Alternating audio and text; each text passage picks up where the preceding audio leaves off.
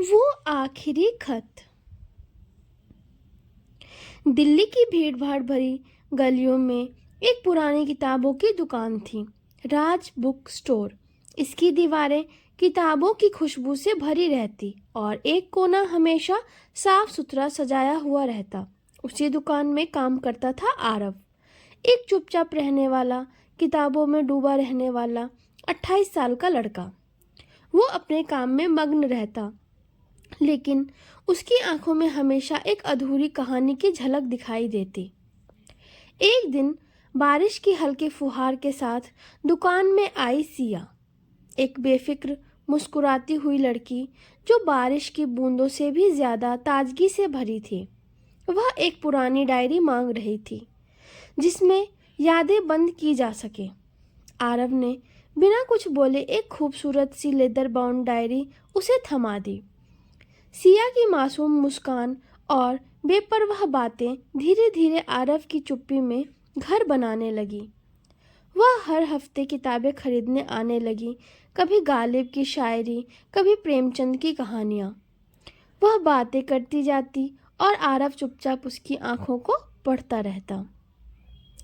सिया का आना आरव के लिए मौसम बदलने जैसा था।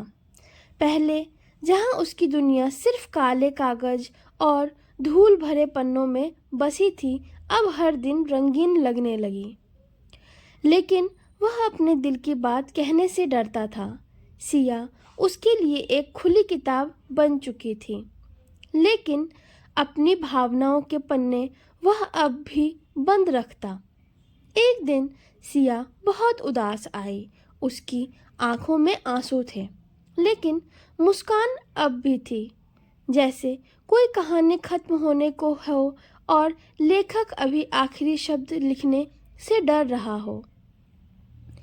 मैं मुंबई जा रही हूँ नौकरी के लिए, उसने कहा। आरव के होंठ हिले, लेकिन शब्द नहीं निकले।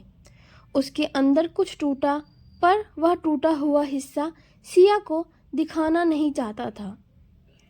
क्या तुम कुछ कहोगे? सिया ने पूछा। आरव ने सिर्फ एक किताब उसकी तरफ बढ़ा दी, द नोटबुक। सिया मुस्कुराई। कभी किसी को अपनी कहानी पूरी करने देना, आरव। वो चली गई। 5 साल बाद राज बुक स्टोर अब भी वहीं था, लेकिन अब उसे चलाते थे आरव के छोटे भाई नील। आरव अब किताबों से दूर एक स्कूल लाइब्रेरियन बन चुका था। वह अब भी चुप रहता, लेकिन उसकी आंखों में अब भी वही अधूरी कहानी तैरती थी। एक दिन एक चिट्ठी उसके नाम आई, हाथ से लिखी गई थी, पीले लिफाफे में। उसने कांपते हाथों से वो लिफाफा खोला। प्रिय आरव, शायद तुम मुझे भूले नहीं होंगे। मैं अब भी डायरी में लिखती हूँ, हर रोज़, पर अब वो डायरी पूरी हो चुकी है और अब एक नई कहानी की तलाश है। मैंने मुंबई में बहुत कुछ पाया, पर जो सबसे खास चीज़ थी वो तुमसे कभी कह नहीं पाई। क्या तुम अब भी वही हो? राज बुक स्टोर के पास वाली गली में? अगर हाँ, तो 2 अक्टूबर को मैं आऊँगी, शायद उस आखिरी पन्ने को पूरा करने। सिया। आरव की आंखें भर आई। वो दिन, वो बारिश, वो मुस्कान, सब कुछ लौट आया। 2 अक्टूबर सुबह 11 बजे वही पुरानी डायरी हाथ में लिए आरव राज बुक स्टोर के पास खड़ा था।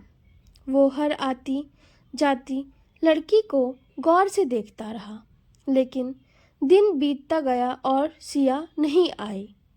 शाम ढल गई। आसमान में हल्के बादल थे और हवा में एक पुरानी उदासी। आरव वापस मुड़ा, लेकिन तभी एक टैक्सी रुकी। सिया उतरी। वो पहले जैसी ही थी, बस आंखों में थोड़ी और गहराई थी। लेट हो गई, उसने कहा। आरव ने कुछ नहीं कहा। उसने डायरी उसके हाथ में दी और धीरे से बोला, अब तुम पूरी कर सकती हो। सिया ने मुस्कुराकर डायरी खोली। आखिरी पन्ने पर लिखा, मैं इंतज़ार करता रहा, तुम आई नहीं, फिर जाना कि असली प्यार में कुछ कहने की ज़रूरत नहीं होती। आरव ने उसकी तरफ देखा और कहा, अब कह दो ताकि कहानी अधूरी ना रहे। सिया ने उसके हाथ थामे और कहा, मैं तुमसे प्यार करती हूँ आरव, तब भी करती थी, आज भी करती हूँ। बारिश फिर से शुरू हो गई थी, लेकिन इस बार आरव और सिया दोनों भीगने से नहीं डरे। उनके बीच की अधूरी कहानी अब पूरी हो गई थी। कहानी का सार, असल प्यार इंतज़ार करना जानता है। वह बोलने से पहले महसूस करता है, और जब मिलन होता है तो वक्त और दूरियां सब पीछे छूट जाते हैं। असली प्यार कोई ड्रामा नहीं चाहता, बस एक सच्चा दिल और एक अधूरी कहानी को पूरा करने की हिम्मत चाहिए। Thanks for watching.